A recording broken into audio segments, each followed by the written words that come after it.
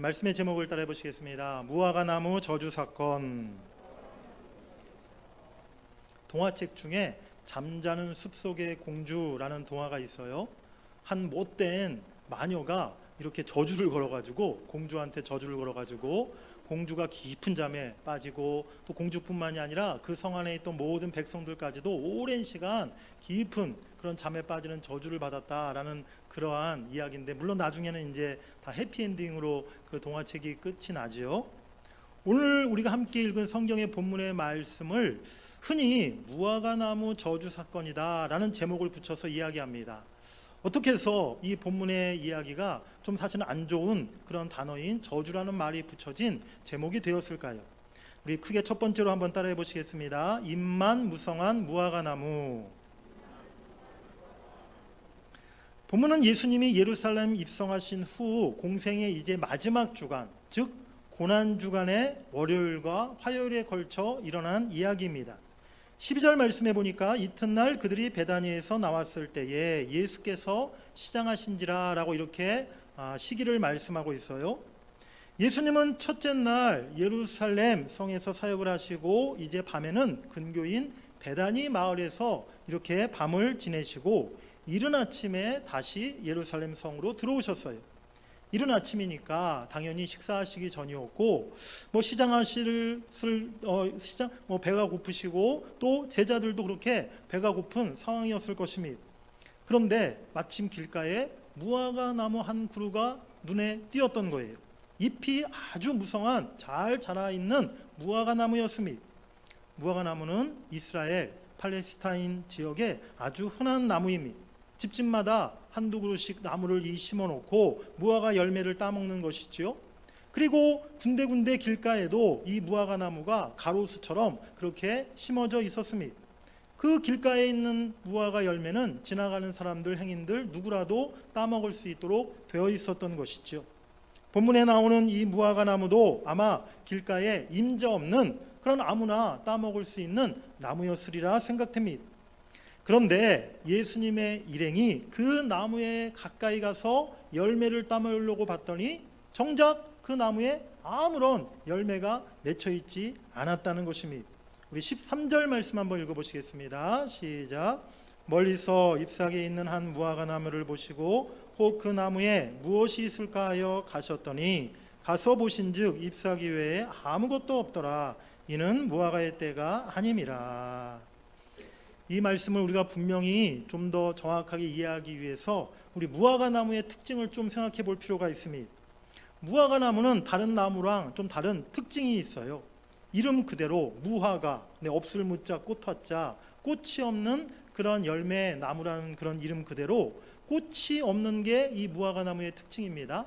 그런데 실제로는 꽃이 없는 게 아니라 이 무화과 열매 속에 이 무화과는 꽃이 이렇게 숨겨져 있다고 그래요. 그리고 이 무화과 나무는 잎사귀보다 열매가 먼저 나는 것이 이 나무의 특징이에요. 그러니까 열매가 먼저 맺힌 다음에 나중에 잎사귀가 생긴다는 것이죠. 대개는 과일나무들이 어떻습니까? 먼저 잎사귀가 제일 먼저 난 다음에 그 다음에 꽃이 피고 그 다음에 마지막으로 열매가 나는 것이 순서이지요. 그런데 무화과 나무는 먼저 열매가 나오고 그 다음에 잎이 나오는 특징을 갖고 있다는 거예요. 그러니까 어떻습니까? 순서로 따지고 보면 무화과 나무에 지금 잎이 무성히 지금 잎사귀가 맺혀 잎이 생겼다. 그렇다면 반드시 그 나무에는 열매가 먼저 있어야만 한다는 것입니다. 그런데 본문의 무화과 나무는 예수님이 가서 보았더니 멀리서 볼 때는 잎이 아주 무성해서 열매가 분명히 있을 줄 알았는데 가까이 가서 봤더니 잎만 무성하였고 아무런 열매를 그 나무에서 찾을 수가 없었다는 것이지요. 배가 고파서 그래도 기대하는 마음으로 그 나무를 찾았는데 실망하고 아쉬운 마음이 아마도 예수님 또 제자들 마음속에 들었으리라 생각합니다. 하루 종일 제가 이렇게 교회에서 사역하고 또 신방하고 저녁에 이렇게 조금 늦은 시간에 집에 들어갈 때가 있어요. 하루 종일 이렇게 사역하다 보면 저녁에 배가 많이 고프지 않습니까? 그래서 집에 가면서부터 이렇게 좀 기대하는 마음을 갖죠. 오늘 저녁에는 그래도 아내가 나를 위해서 뭔가 맛있는 음식을 맛있는 특별 요리를 해놓지 않았을까? 오늘 저녁 반찬이 뭘까? 메뉴가 뭘까? 그런 기대하는 마음으로 이렇게 집으로 향합니다. 그런 마음으로 갔는데 엘리베이터를 딱 내렸더니 엘리베이터 내리자마자 진짜 맛있는 냄새가 막 진동을 하는 거예요. 이야, 오늘 아내가 내 마음을 알고 정말 맛있는 음식을 준비했나 보다. 기분이 좋아서 이렇게 이제 현관문을 열고 이렇게 집 안으로 들어갑니다. 그런데 웬걸, 저희 아내는 밥할 생각 하나도 안 하고 있고 아직 저녁 준비는 하나도 안 돼 있고 아무런 음식이 없는 거예요. 그 맛있는 향기로운 냄새는 어디서 나온 것입니까? 저희 집에서 나온 게 아니라 앞집에서 풍겨왔던 그런 냄새였던 거죠. 기대하는 마음이 실망하는 마음으로 완전히 바뀌고 마는 순간입니다. 오늘 예수님도 이 잎이 무성한 무화과 나무를 멀리서 보았을 때 저 나무에 가서 내가 무화과 열매를 좀 따먹어야겠다, 그런 기대하는 마음을 가지셨을 텐데 오히려 아무런 열매를 찾지 못했을 때 실망하는 마음이 드셨을 수 있다는 거예요. 예수님께 실망을 가져다 준 이 열매 없는 무화과 나무, 그 나무를 향해서 예수님이 어떤 말씀을 하십니까? 우리 14절 말씀 한번 읽어보시겠습니다. 시작. 말씀하여 이르시되 이제부터 영원토록 사람이 내게서 열매를 따먹지 못하리라 하시니 제자들이 이를 듣더라. 예수님께서 그 나무를 저주하셨어요. 이제 영원토록 너는 열매를 맺지 못하는 나무가 될 것이다 라고 그렇게 나무를 예수님이 저주하신 것입니다. 그리고 뒤에 오늘 본문 말씀 20절 21절에 보니까 그 다음날 똑같은 곳을 제자들이 지나가다 보니 그 나무가 어떻게 되었어요? 뿌리째 말라 죽어있는 모습을 제자들이 발견하게 되었던 것이죠. 여러분, 오늘 이 이야기에 대해서 여러분들 어떤 생각을 가지십니까? 그런데 조금 이상한 생각이 들지 않습니까? 만일 제자들이나 다른 일반 사람들이 그 무화과 나무 열매 없다고 실망해서 저주하고 그리고 나무를 향해서 이렇게 나쁜 마음을 가졌다면 좀 그럴 수 있겠다 생각이 드는데, 예수님이 이렇게 하셨다는 것 조금 너무 지나치다라는 생각이 들지 않으십니까? 예수님이 배가 좀 고프시다고 해서 말 못하는 무화과 나무를 저주하시다니, 아니 우리 예수님이 그렇게 감정적이시고 육신적이신 분이신가? 라는 그런 생각이 들 수 있다는 거예요. 실제로 20세기를 대표하는 지성인 중에 한 사람인 영국의 철학자 버트랜드 러셀이라는 사람이요, 이 구절을 오해해서 우리 기독교의 굉장한 반감을 이야기한 바가 있습니다. 러셀이 쓴 책 중에 나는 왜 기독교인이 아닌가, Why I am not a Christian 이라는 책이 있는데요, 제목부터 굉장히 좀 기분이 안 좋죠. 그런데 이 책 중에 이 러셀이 바로 이 예수님의 이 무화과 나무 사건 이 구절을 이야기하면서 성경에 나오는 예수는 정말 부도덕한 사람이고 또 심술장이고 또 참으로 이해할 수 없는 사람이다 라고 이렇게 예수님에 대한 비난의 이야기를 이 러셀이 하고 있다는 거예요. 여러분 어떻게 생각하십니까? 우리 예수님이 정말 부도덕한 분이시고 심술쟁이 같으신 그런 분이십니까? 절대 그럴 리가 없는 것이죠. 그런데 오늘 본문의 이 이야기를 그저 겉으로 드러나는 모습만 보면, 어떠한 편견을 가지고 보면 누구라도 이 러셀 같은 생각을 가질 수 있게 된다는 것입니다. 그리고 한 가지 좀 더 이상한 부분이 있어요. 오늘 본문을 자세히 보면 13절 하반절에 보니까 가서 보신즉 잎사귀 외에 아무것도 없더라, 이는 무화과의 때가 아님이라 라고 말씀하고 있습니다. 무화과 나무가 열매를 맺을 시기가 아니었다는 거예요. 제철도 아닌데 열매를 따먹으려다가 없으니까 그 나무를 저주하셨다? 정말 예수님이 너무하신 것 아닌가? 라는 생각을 가질 수 있다는 것이지요.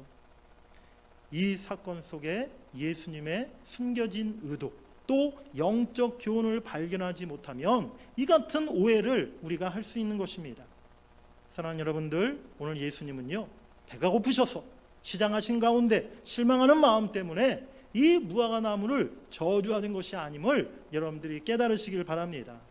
예수님은요, 오늘 이 무화과 나무를 우리에게 또한 제자들에게 중요한 영적 교훈을 가르치기 위한 하나의 본보기로, 즉 하나의 시청각 재료로 이 무화과 나무를 오늘 예수님이 사용하셨다는 사실입니다.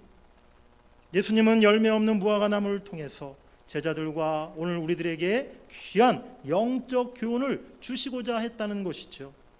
그렇다면 과연 예수님이 의도하신, 예수님이 말씀하고 싶으셨던 그 교훈이 무엇일까요? 한마디로 말씀드리면 신앙인은 반드시 열매를 맺어야 한다는 것입니다. 이 무화과 나무를 통해 신앙의 열매를 오늘 예수님이 강조하고 계심을 여러분들이 깨달으시길 간절히 바랍니다. 우리 모두는 믿음으로 죄와 사망에서 구원받고 하나님의 자녀가 되었어요. 그런데 우리가 가진 믿음이 진짜 믿음이라면, 우리의 믿음이 정말 살아있는 믿음이라면 그 믿음의 결과로 마땅히 행위의 아름다운 열매가 나타나야 한다는 것입니다. 그래서 야고보 사도는 거듭해서 행위를 강조하고 있는 것이지요. 야고보서 2장 17절에 이와 같이 행함이 없는 믿음은 그 자체가 죽은 것이라 라고 말씀하고요. 야고보서 2장 26절에도 영혼 없는 몸이 죽은 것 같이 행함이 없는 믿음은 죽은 것이라 라고 성경은 말씀하고 있습니다. 그 믿음에 행함이 없다면, 열매가 없다면 그 믿음은 살아있는 믿음이 아니라 죽은 믿음이라, 또한 그 믿음은 진짜 믿음이 아니라 가짜 믿음이다 라고 성경은 이야기하고 있는 것이죠. 예수님도 그에 대해서 말씀하셨어요. 우리 마태복음 7장 17절부터 20절을 같이 읽겠습니다. 시작. 좋은 나무마다 아름다운 열매를 맺고 못된 나무가 나쁜 열매를 맺나니 좋은 나무가 나쁜 열매를 맺을 수 없고 못된 나무가 아름다운 열매를 맺을 수 없느니라. 아름다운 열매를 맺지 않은 나무마다 찍혀 불에 던져지느니라.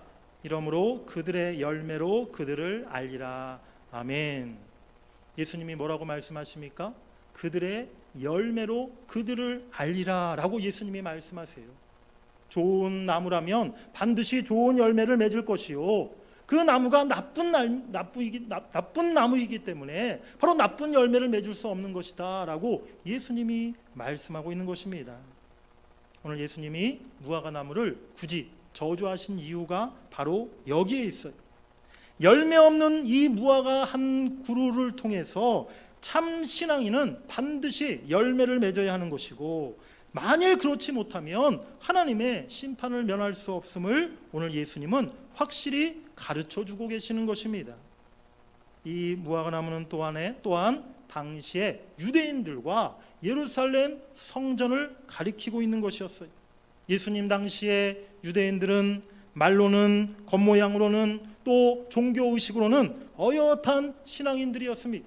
아주 경건하고 거룩하고 신실해 보이는 사람들이었어요. 하지만 그들의 마음은 하나님으로부터 너무나 멀리 떨어져 있었던 것입니다. 예루살렘 성전 또한 겉으로 볼 때는 크고 화려하고 웅장한 모습이었지만 그 안에 하나님을 향한 참된 예배가 사라진 지 이미 오래 되었다는 것이지요. 오늘 본문 말씀을 보면 이 무화과 나무에 관한 이야기 한 가운데 예수님이 성전을 청결케 한 사건이 기록된 것을 보게 됩니다. 이것은 우연이 아니라는 거예요. 어쩌다 보니까 편집이 이렇게 된 게 아니라는 것입니다. 바로 분명한 목적을 가지고 이 무화과 나무 사건 한가운데 예수님의 성전 청결 사건을 집어넣어 놓고 있는 것이지요. 유대인들과 예루살렘 성전이 주님이 보시기에는 잎만 무성하고 열매가 없는 무화과 나무와 똑같았던 것입니다. 오늘 예수님이 무화과 나무를 저주하신 것은 나무 자체를 저주하신 것이 아니라 유대인들과 예루살렘 성전을 향해서 심판의 경고, 저주의 말씀을 하고 계심을 우리가 깨달아야 될 줄 믿습니다. 너희들의 모습이 잎만 무성하고 열매 없는 무화과 나무와 똑같다. 너희들이 이제 회개하지 않으면, 돌이키지 않으면 저 무화과 나무처럼 영원토록 버림받게 될 것이다 라고 예수님은 말씀하고 있는 것입니다. 안타깝게도 유대인들은요, 이 예수님의 경고의 말씀을 끝내 거부하였어요. 결국 예수님을 십자가에 못 박고 훗날 초대교회와 성도들을 계속 핍박하고 끝까지 주의 말씀에 불순종하다가 마침내 무서운 심판을 당하고 맙니다. 주 66년도에 로마의 지배에 맞서서 일부 유대인들이 반란을 일으키게 되는데요. 4년 동안 유대와 로마의 긴 싸움이 이어집니다. 그런데 결국 주 70년도에 티투스 장군이 이끄는 로마의 군대가 예루살렘을 포위하고 예루살렘 성을 완전히 함락시키게 되어버려요. 이때 예루살렘 성과 성전은 다 무너져서 불태워지고 폐허가 되고 맙니다. 그 전쟁 때 예루살렘 성에 있었던 사람들 중에 100만 명이 넘는 사람이 잔인하게 죽임을 당하게 돼요. 그리고 10만 명이 채 안 되는 사람만이 생명을 건짐을 받게 되었는데 그 10만 명조차도 다 노예로 그렇게 팔려나가는 신세가 되고 말았다는 것입니다. 그 유대인들은 2000년이라는 긴 시간 동안 전 세계에 흩어져서 긴 고난의 세월을 보내야만 했던 것이죠. 사랑하는 여러분들, 오늘 우리들도 마찬가지입니다. 입만 무성하고 아무런 열매 없는 신앙인이 되어서는 결코 안 될 줄 믿습니다. 우리 삶에, 우리 신앙에 아름다운 풍성한 열매가 있기를 간절히 바랍니다. 그것이 우리가 믿음으로 구원받은 증거라는 사실을 우리가 잊지 말아야 될 줄 믿습니다. 우리가 진정 믿음으로 내가 구원받았다면, 내가 믿음의 사람이라면 우리 삶에, 우리 신앙에 그에 합당한 아름다운 열매가 맺혀지도록 힘써야 될 줄 믿습니다. 그게 두 번째로 우리가 맺어야 할 열매가 있습니다. 따라해 보시겠습니다. 우리가 맺어야 할 열매. 그렇다면 구체적으로 우리의 신앙에 우리가 맺어야 할 열매들이 어떤 열매들이 있을까요? 성경을 보면 곳곳에 우리가 맺어야 할 신앙에 여러 가지 열매들이 있음을 말씀하고 있습니다. 입술의 열매, 찬송의 열매, 또한 감사의 열매, 사랑의 열매, 기도의 열매, 말씀의 열매, 또 중요한 성령의 열매. 이 모든 것들이 다 우리가 꼭 맺어야 할 아름다운 열매들인 것이지요. 그 중에 또한 중요한 세 가지를 오늘 여러분들에게 제가 말씀해 드리려고 합니다. 우리 첫 번째 따라해 보시겠습니다. 믿음의 열매. 우리 개혁주의, 우리 교회에 구원론 교리에 보면 구원의 서정이라는 게 있어요. 구원의 과정, 구원의 단계라고 말할 수 있는 그런 것인데요. 그런 교리인데요. 이 구원의 서정의 단계가 어떤 것들이 있냐면 소명, 중생, 회심, 믿음, 칭의, 수양, 성화, 견인, 또 영화라는 그러한 구원의 과정이 있다고 이야기합니다. 수양이라는 말은 쉽게 말하면 이제 양자, 우리가 하나님의 자녀됨을 의미하는 것이고요. 견인이라는 것은 하나님께서 우리가 천국 가기까지 우리를 보호하시고 인도하신다는 것을 의미하는 것인데, 우리가 예수님의 십자가 대속을 믿으면 그 믿음으로 우리가 제사함 받고 하나님께 의롭다 이렇게 칭함을 받게 되지 않습니까? 그리고 우리가 믿음으로 하나님의 자녀가 되는 것이죠. 그런데 이 구원의 서정 단계를 보시면 아시겠지만 우리가 의롭다 칭함받고 하나님의 양자 자녀 되는 것으로 우리의 구원이 끝이 아니라는 거예요. 그 다음 과정이 또 남아있다는 것입니다. 어떤 과정이 남아있어요? 성화의 과정, 영화의 과정이 남아있다는 거예요. 구원받은 이후에 우리가 하나님의 자녀로서 점점 더 변화되고 점점 더 성숙해지고 점점 더 거룩한 모습으로 성화되는 과정이 우리에게 반드시 있어야 한다는 것이지요. 그 과정은요 1년으로 10년으로 어떤 기간 안에 끝나는 것이 아닙니다. 언제까지 이어지는 것입니까? 우리가 하나님 앞에 서는 그날까지, 천국 가는 그날까지 우리가 더 거룩해지는 이 성화의 과정이 계속 이어진다는 사실을 여러분들이 꼭 기억하시기 바랍니다. 성화의 과정이라는 것은요 다른 게 아니에요. 우리가 하나님의 형상 또 예수님의 모습을 닮아가는 것이 바로 성화의 과정인 것입니다. 하나님은 하나님 당신의 모습을 우리에게 보여주시기 위해서 아들 예수 그리스도를 이 땅에 보내셨습니다. 그리고 우리로 하여금 그 예수님을 본받고 예수님을 닮도록 하셨어요. 우리 로마서 8장 29절 말씀을 같이 읽겠습니다. 시작. 그 아들의 형상을 본받게 하기 위하여 미리 정하셨으니 이는 그로 많은 형제 중에서 맏아들이 되게 하려 하심이니라. 아멘. 예수님을 이 땅에 보내셔서 인간의 모습으로 이 땅에 오게 하셔서 그 예수님을 보고 우리가 하나님의 형상, 예수님의 모습을 닮아가도록 하신 것이지요. 그리고 하나님은 우리가 예수님을 닮아갈 수 있도록 또한 우리에게 성령님과 말씀을 주셨습니다. 예수님을 닮아가는 그 모든 방법, 모든 매뉴얼이 담긴 하나님의 말씀을 우리에게 주셨고, 또 우리 힘과 노력만으로는 우리가 참 힘든 것을 아시고 우리를 도우시기 위해 성령 하나님을 우리에게 보내주셨다는 것이죠. 그래서 우리는 하나님의 말씀과 성령님을 따라갈 때 예수님의 모습, 하나님의 형상을 닮아갈 수 있는 줄 믿습니다. 이것이 바로 우리가 맺어야 할 믿음의 열매라는 것이죠. 프랑스의 영웅이자 황제였던 나폴레옹에 관련된 일화인데요. 한 전투 중에 나폴레옹이 병사들의 막사를 이렇게 순시하고 있을 때였어요. 어느 한 막사를 지나가는데 그 막사 안에서 보나파르트 그놈 말이야, 그 자식 말이야 라고 막 이야기하는 소리가 들려왔습니다. 보나파르트는 다름 아닌 이 나폴레옹의 이름이었어요. 병사들이 자신의 막 욕을 하는 소리를 듣고 나폴레옹이 화가 나서 이제 그 막사 안으로 들어갔습니다. 장군이 들어오는 모습을 보고 병사들이 깜짝 놀라서 당황했어요.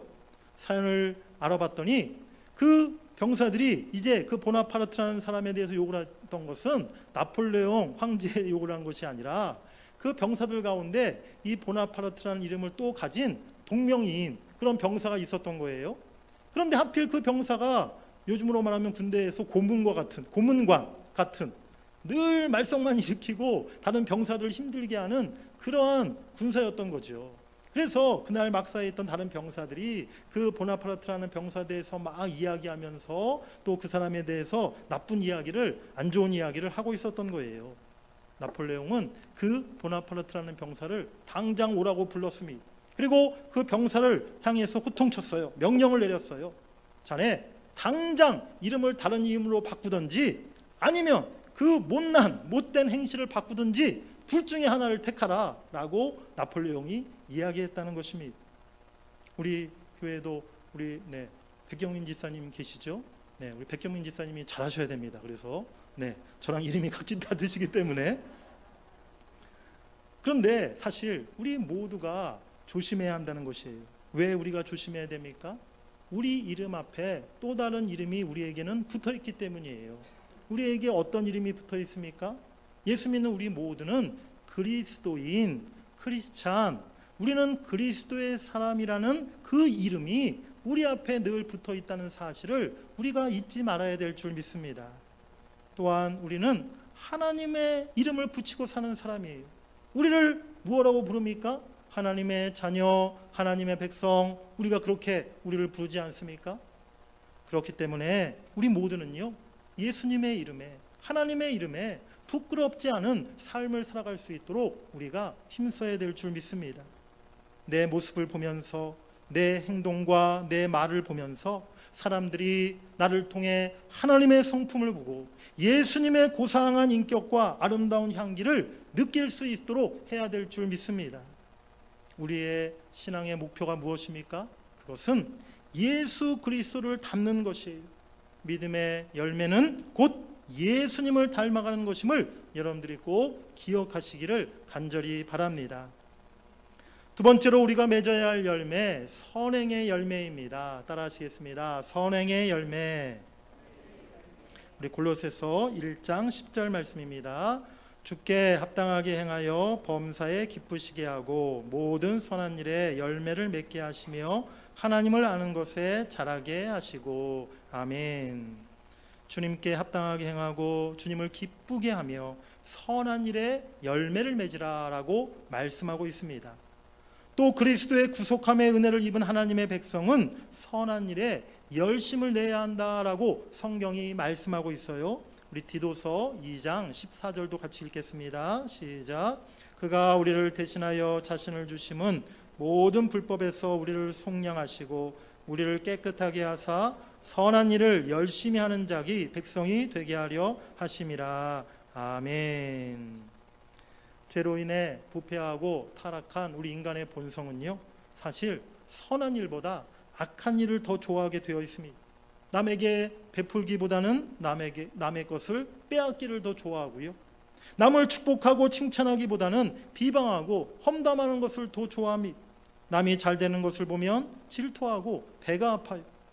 내가 먼저 섬기고 낮아지려고 하기보다는 상대방이 나를 알아주고 나를 높여주기를 바랍니다. 이것이 타락한 우리 인간의 본성이라는 거예요.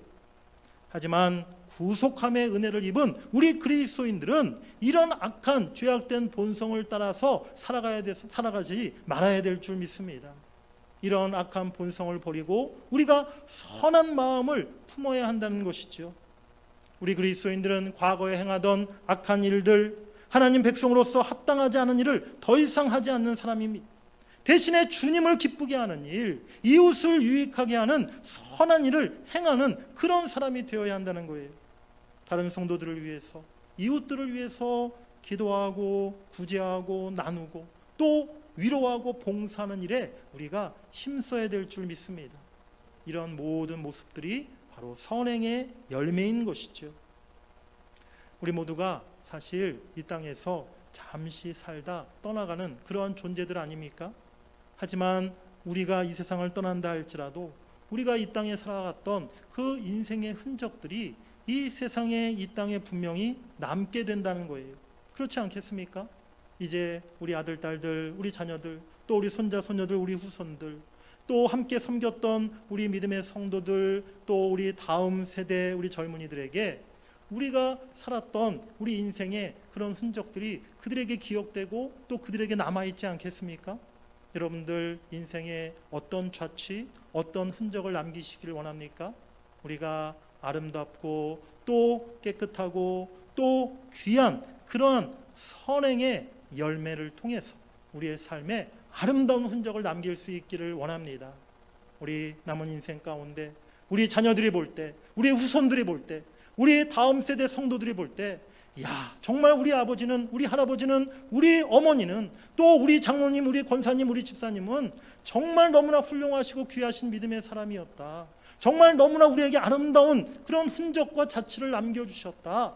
라는 그러한 말을 들을 수 있는 저와 여러분들 모두가 다 될 수 있기를 주의 이름으로 간절히 축복합니다. 세 번째로 따라하시겠습니다. 전도의 열매. 하나님은 먼저 예수 믿고 구원받은 우리 성도들에게 다른 사람에게 그 은혜를 전하고 복음을 전하고 영혼을 구원하는 일을 우리에게 맡겨주셨어요. 이것이 우리가 꼭 맺어야 할 전도의 열매, 영혼 구원의 열매인 것입니다. 사도 바울은 평생 주의 종으로서 주의 사도로서 사역을 하면서 이 전도의 열매 맺기를 늘 열망했습니다. 그가 마지막 이제 로마를 방문하기를 간절히 소망했었는데요. 그가 로마를 그렇게 가고자 했던 것도 바로 그곳에서 또한 새로운 전도의 열매를 맺기를 소망하는 그런 마음이 있었기 때문이었던 것입니다. 우리 로마서 1장 13절 말씀 한번 읽어보시겠습니다. 시작.